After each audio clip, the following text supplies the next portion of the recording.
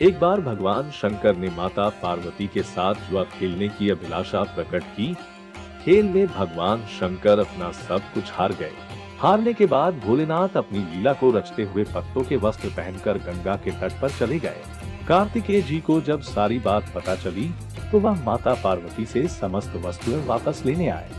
इस बार खेल में पार्वती जी हार गई तथा कार्तिकेय शंकर जी का सारा सामान लेकर वापस चले गए। अब इधर पार्वती भी चिंतित हो गई कि सारा सामान भी गया तथा पति भी दूर हो गए। पार्वती जी ने अपनी व्यथा अपने प्रिय पुत्र गणेश को बताई तो मातृ भक्त गणेश जी स्वयं खेल खेलने शंकर भगवान के पास पहुँचे। गणेश जी जीत गए तथा लौटकर अपनी जीत का समाचार माता को सुनाया। इस पर पार्वती बोली कि उन्हें अपने पिता को साथ लेकर आना चाहिए था। गणेश जी फिर भोलेनाथ की खोज करने निकल पड़े। भोलेनाथ से उनकी भेंट हरिद्वार में हुई। उस समय भोलेनाथ भगवान विष्णु व कार्तिकेय के साथ भ्रमण कर रहे थे। पार्वती से नाराज भोलेनाथ ने लौटने से मना कर दिया। भोलेनाथ के भक्त रावण ने गणेश जी के वाहन मूषक को बिल्ली का रूप धारण करके डरा दिया। मूषक गणेश जी को छोड़कर भाग गए। इधर भगवान विष्णु ने भोलेनाथ की इच्छा से पासा का रूप धारण कर लिया था। गणेश जी ने माता के उदास होने की बात भोलेनाथ को कह सुनाई।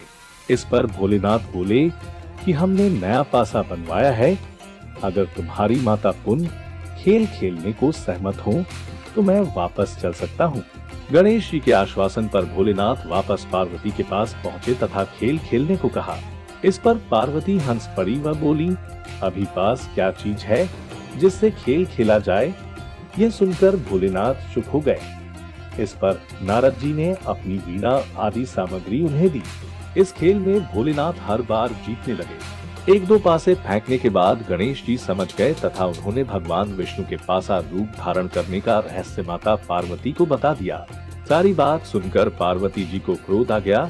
रावण ने माता को समझाने का प्रयास किया पर उनका क्रोध शांत नहीं हुआ तथा क्रोधवश उन्होंने भोलेनाथ को श्राप दे दिया कि गंगा की धारा का बोझ उनके सिर पर रहेगा। नारद जी को कभी एक स्थान पर न टिकने का अभिशाप मिला। भगवान विष्णु को श्राप दिया कि यही रावण तुम्हारा शत्रु होगा तथा रावण को श्राप दिया कि विष्णु ही तुम्हारा विनाश करेंगे। कार्तिकेय को भी माता पार्वती ने हमेशा बाल रूप में रहने का श्राप दे दिया।